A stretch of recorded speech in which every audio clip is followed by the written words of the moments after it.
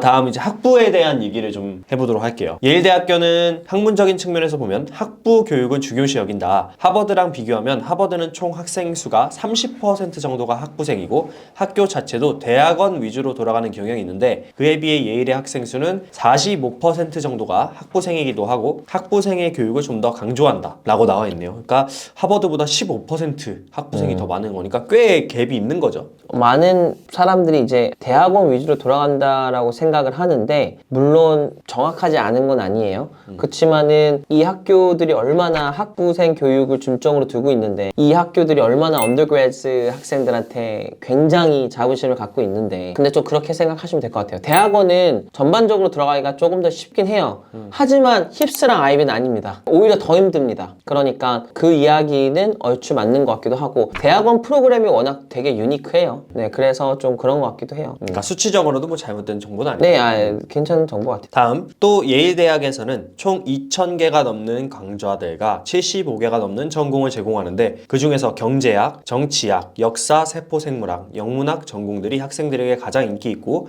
또 미국 내에서 순위가 높은 전공들이다.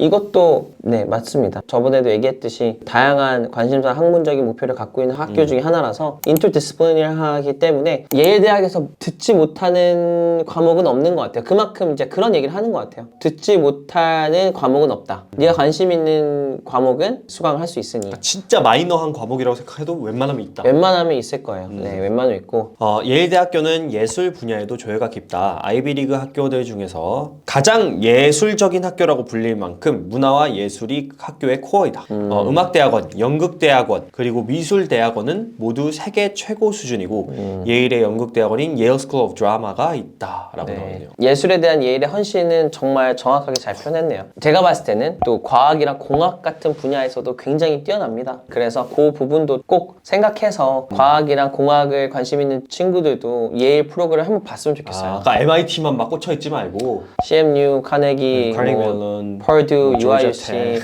칼텍이나 이런 데 보지 마시고 존스 홉킨스도 나쁘지 않은데 정말 이런 친구가 되게 많아요. 알고 보니까 이 학교는 내 리스트에 없었는데 얘네들이 추구하고 갖고 있는 프로그램을 보니까 내가 되게 좋아할 것 같네 라는 나중에 좀 아는 경우가 있단 말이에요. 물론 저희 학생들은 미리 좀 학교들을 많이 보게 하지만 지금부터 보세요.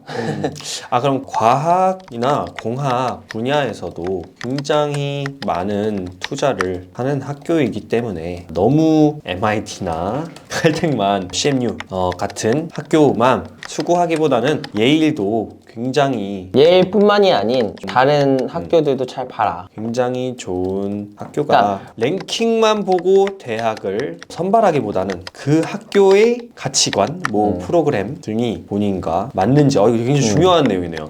꼭 미리미리 확인해 보길 바랍니다. 이게 되게 신기한 게 10년마다 사이클이 좀 돌아요. 그렇지만 이제 사이클이라고 하면은 다시 이렇게 돈다라고 하는 사이클이긴 한데 10년 안에 랭킹 10위가 뭐 2위로 바뀔 수도 있고 2위가 10위로 내려갈 수도 있어요. 킵스라는 학교 자체가 그거를 진짜 오랫동안 유지하고 있으니까 그렇게 극찬을 받는 건데 근데 우리가 우리 학교에 자부심을 갖고 있는 진짜 순간이 언젠가요? 거의 10년이에요. 딱 정말 빛을 보는 그 순간은 이게 뭐 정확하게 맞는 말인지 모르겠지만 그래도 4년, 5년 그러니까 지금 당장 랭킹 그렇게 크게 의미가 없어. 내가 졸업을 하고 취업을 하게 됐을 때 그때가 5년, 4년 후고 그 다음에 내가 커리어를 쌓아서 조금 더 이제 뭔가를 하고 싶었을 때도 그때도 이제 한 번 더 시프트가 올 텐데 지금 당장의 랭킹을 봤을 때는 그때는 10등이었는데 지금 20등이네 막 이럴 수도 있잖아요. 그러니까 이제 랭킹에 대한 목숨을 거는 것보다 내가 관심 있는 분야를 잘 찾아서 그 분야를 잘 다듬어 줄 수 있는 커리큘럼을 고르는 게 더 나을 것 같아요. 저희 옛날에 라이스 대학교 오면 쓰라 그러면은 몇 년 전에까지만 하더라도 아니 학교 이름이 어떻게 쌀이에요 막 이러면서 맞아요. 싫어하는 학생도 있었는데 지금은 뭐 가고 못 가죠. 싶어서 그쵸. 네. 제가 이제 그 학교를 되게 좋아하고 추진해서 저희 학생들을 몇 명을 보냈는데 굉장히 옛날엔 저지를 많이 받으셨다고. 그거 뭐 맞아요. 쓰라고 했을 때 맞아요. 이제. 그 텍사스 자체의 지역이 그렇게 좋지는 않아요. 그래서 플러드도 뭐 가끔 있고 그러면서 이제 학교 자체만 봤을 때 이 학교가 뭐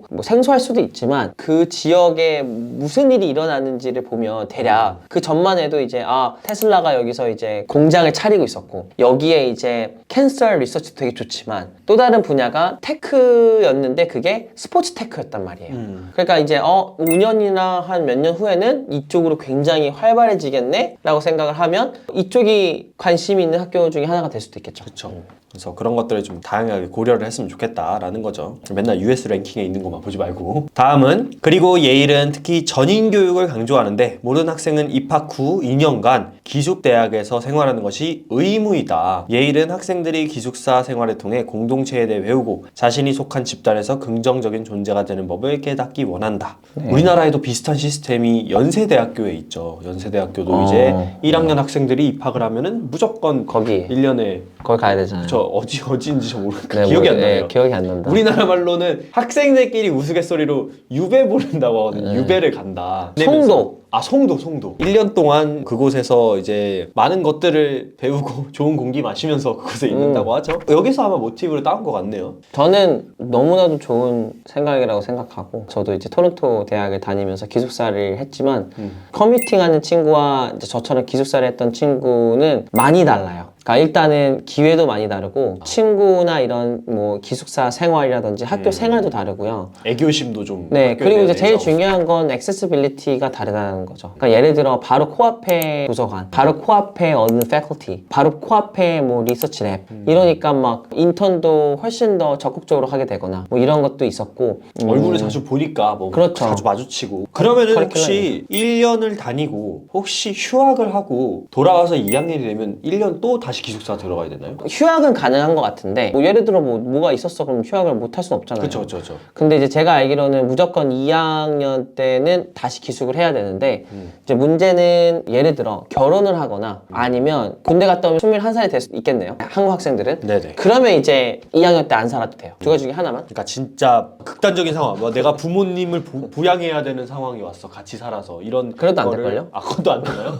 쉽지 않네요. 쉽지 않아요. 웬만하면 2학년 다 살아야 된다. 네. 근데 정말 친해지는 거는 확실하겠네요. 자퇴도 안 하겠네요, 막. 네, common artery가 장난 아니죠. 그래서 예일대학교가 실제로 그 리텐션 레이트가 굉장히 높다고 들었거든요. 이제 맞아요. 자퇴 비율. 꼴찌도 도와주는 그런 느낌인가요? 멱살 잡고 나 가자 데리고 가는 느낌. 그리고 마지막으로 예일대학교의 연간 총 학비는 84,525달러로 와 비싸네요. 현재 환율로 계산하면 비싸진 1년에 않아요. 1억 709만 원 정도 나온다. 미국 대학교의 학비는 매년 3%에서 5%씩 오르며 예일대학교도 전년 대비 3.8%가 올랐다라고 되어 있는데 네. 저는 항상 이제 미국 대학 입시 준비를 하신 학생들, 학부모나 이렇게 이제 파이낸셜 에이드를 못 받는 경우도 있잖아요. 그쵸. 돈이 어느 정도 있으신 분들이 많으니까. 그런 분들은 대략 요거에서 이제 1년에 5천만 원 정도 더 플러스로 생각하시라고 해요. 네. 어떤 비용이 또 여기에서 기타 외 비용들이 너무 많이 나가긴 해요. 뭐 숙식비, 책도 그렇고. 합치면 거의 1년에 1억 5천만 원 정도는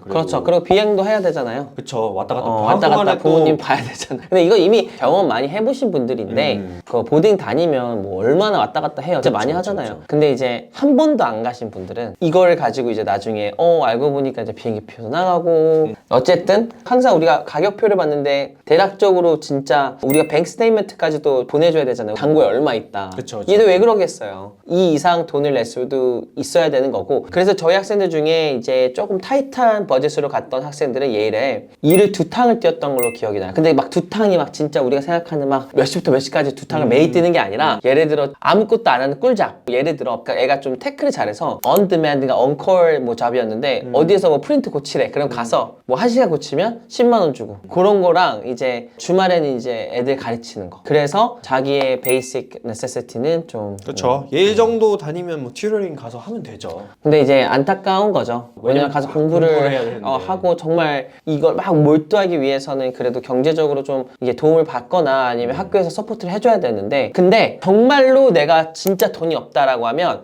버스 비용이랑 이런 것까지는 다 주긴 해요. 대신 이제 제가 알기로는 그걸 어플라이를 해야 돼요. 그러니까 내가 왜 돈이 없는지 어떻게 없는지 다 자세히 보여주면 버스비, 샴푸비 뭐 이런 거 다 줘요.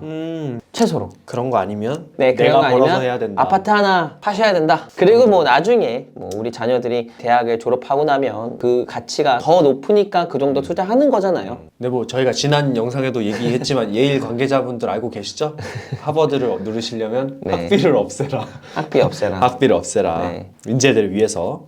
자, 여기까지가 이제 예일에 대한 이제 정보를 저희가 좀 얘기를 해봤는데, 그거를 얘기를 저희가 못했어요. 저희가 지난 시간에 했던 얘기 중에서 그 정치인들 대통령 후보를 얘기할 때 어떤 얘기가 있었냐면, 1972년부터 2004년 미국 대선 후보 중에서 예일 출신 후보가 매 선거마다 있었다. 이 부분에 대해서 이제 이거는 좀 다음 시간에 얘기를 해보겠다. 왜 이런 일이 발생을 하게 됐는가? 제가 그런 말 했네요. 충은 이해가 갈 것 같아요. 그러니까 학교들마다 다 컬러도 다르고 상징도 있고 기여하는 바도 조금씩 다르니까 저는 그렇게 생각을 하는 것 같아요. 뭔가가 막 갑자기 우연하게 빵 터졌다라고 생각하지 않고 항상 어떤 노력이 매년 계속 있었기 때문에 그게 이제 이쯤 보여진 거 아닐까? 아니면 이제 어떤 노력이 그 과거에 있었기 때문에 쌓이고 쌓여서 그게 레거시가 된 거 아닐까라는 생각이 있었는데 이것도 그거랑 다른 것 같진 않아요. 뭐 예를 들어서 뭐 1972년부터 2004년까지 굉장히 오래된 시간, 한 30년이잖아요. 네. 30년 동안 그럼 매년 선거마다 후보가 있었다라고 얘기를 하는 건데 네. 그건 엄청난 레코드 아닌가요? 그렇죠. 왜 예일이 이런 정계 출신의 이런 영향력을 계속 미치는가에 대한 이유를 알아야 되길 텐데 예일에 어떤 역사가 그냥 좀 있을까요? 어떤 역사, 다이렉트한 역사보다는 조금 이제 인트레스팅한 역사들 몇 가지를 제가 말씀을 좀 드리면 예일은 우리가 알다시피 1701년 우리가 정정을 했잖아요. 두 번째가 아니라 세 번째다. 일단은 이제 이 학교가 어떻게 설립이 됐냐면 종교학교 그렇죠. 종교학교로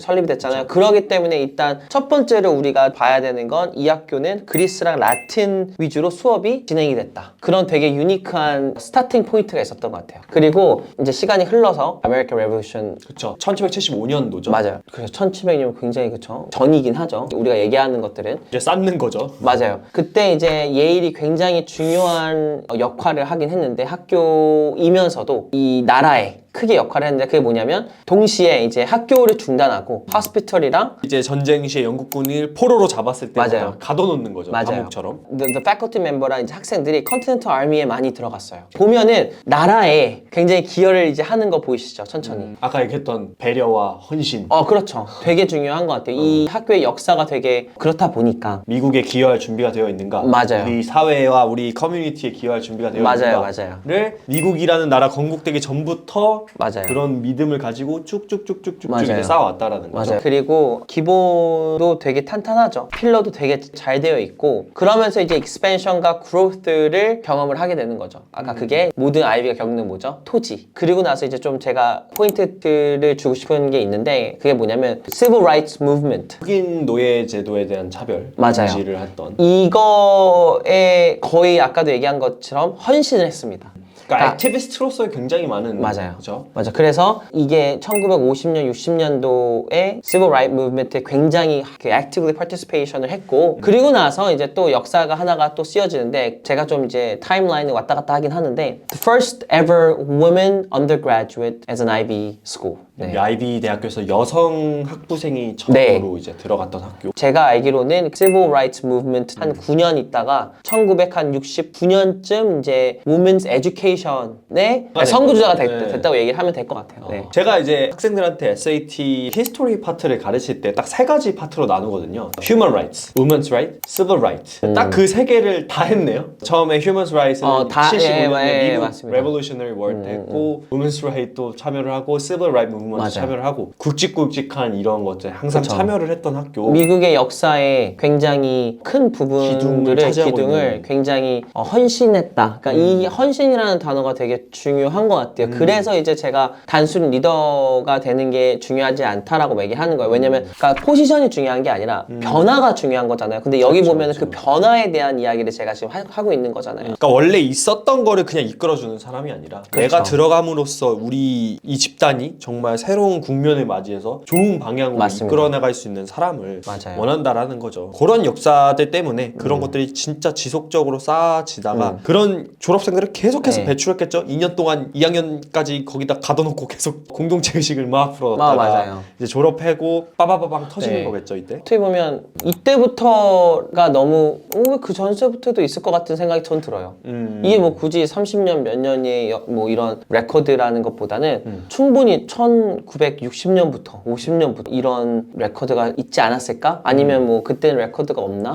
그것보다도 아마 이거는 이제 연속적으로 다다다다 맞아요, 났으니까 맞아요. 그런 거고 사실 있었겠죠. 맞아요, 정말 맞아요. 초창기부터도 네. 당연하죠. 대학 출신의 후보는 항상 있었을 것 같고 그런 역사를 보면 되게 예일이라는 학교는 우리가 좀 다시 생각을 해봐야 되는 그쵸 아이비인 것 같아요. 그냥 예일. 단순 예일, 하버드의 경쟁자 좋은 대학교 라이벌 이런 게 아니라 이 학교들의 지금의 어떤 이런 역사를 보면 와 진짜 대단한 학교구나. 우리 이거를 이제 시청하시는 분들은 어쨌든 예일대학교라는 학교에 이제 지원을 하는 걸 생각하시는 분들도 굉장히 많을 거란 말이죠. 그래서 본인이 예일대학교를 이제 지원하기를 희망하고 내가 예일대학교를 가고 싶은 마음이 조금이라도 있다면 오늘 얘기한 내용들을 바탕으로 내가 어떠한 사람으로서 내 자신을 보여줘야 그리고 또 빌드를 해나가야 나중에 예일한테 딱 나는 이런 사람이다 라는 거를 좀 이제 보여줄 수 있을지를 알 수 있을 것 같아요. 맞아요. 근데 아까도 얘기했듯이 이제 전공마다 조금씩 다르게 준비를 하거나 혹은 우리가 생각하는 그 답이 아닐 수도 있어요. 뭐 예를 들어 헌신이라는 뜻이 또 잘못 생각하면 그냥 오로지 퍼주는 발런티어 워크 1년에 뭐 1000시간 하면 되나요? 뭐 이런 게 네. 아니라는 거죠. 그거는 진짜 아닐 수도 있다고 생각은 들어요. 조금 더 스탠스를 똑바르고 이렇게 교정을 해서 아 내가 진짜 이런 좋은 학교에 들어가고 싶으면 그러니까 일단은 이런 역사를 아는 것도 되게 중요하다고 생각은 들어요. 아 이런 역사가 있으니까 내가 정말 그냥 단순히 좋은 학교를 가는 게 아니라 그래서 아이비는 뭐 세상의 리더를 원하는 거구나 변화를 원하는 거구나 그런 거를 좀 아셨으면 좋겠어요. 그래서 오늘 테스트네이션 대학 백과사전 예일편은 여기서 이제 마무리를 하고 다음 시간에는 언젠지 모르겠지만, 모르겠지만 조금 바쁩니다. 죄송합니다. 뭐가 되게 많죠. 저희가 지금 굉장히 스케줄이 많이 뭐 빽빽 차 있는데 최대한 빨리 준비를 해서 찾아뵐 수 있도록 하겠습니다. 이제 HY까지 했으니까 다음은 P네요. 되게 좋아하시잖아요. 프린스턴. 프린스 되게 좋은데 할 말이 너무 많을까봐 예의도 좋은데 다른 학교들만큼 좋아하지 않단 말이에요. 그런데도 이렇게 할 말이 많으면 그래서 이제 좀 조심스럽고 또 힙스가 시즌 1의 끝이겠죠? 네, 시즌 1이 일단 끝나면 시즌 2는 이제 아직 이제 공개를 안 해도 되니까 네네네. 이게 쉽지 않네요. 다음 시간에는 저희가 언제가 될지 모르지만 네, 이제 쉽지 좀 않은 건 이제 이거 하지 마세요. 그냥. 너무 하고 싶고 저희가 기회만 주어진다면 그리고 시간만 좀 넉넉하면 저희가 언제든 이런 컨텐츠로 다시 찾아뵙겠습니다. 근데 막 항상 계속 이렇게 말하면 이제 프린스턴 언제 오냐? 프린스턴 언제 올라오냐? 나 프린스턴 가고 싶은데 이제 시간 얼마 안 남았다. 이런 사람이 있을까봐 우리가 약속을 주지 맙시다. 언제 올지 모른다는 거. 네, 언제 약속은 제가 드릴 수 없어요. 네. 왜냐면 저희가 우성쌤이 일단 바빠요. 그리고 저도 이제 좀 바쁘니까 네, 오늘은 여기까지 하도록 하겠습니다. 감사합니다. 네.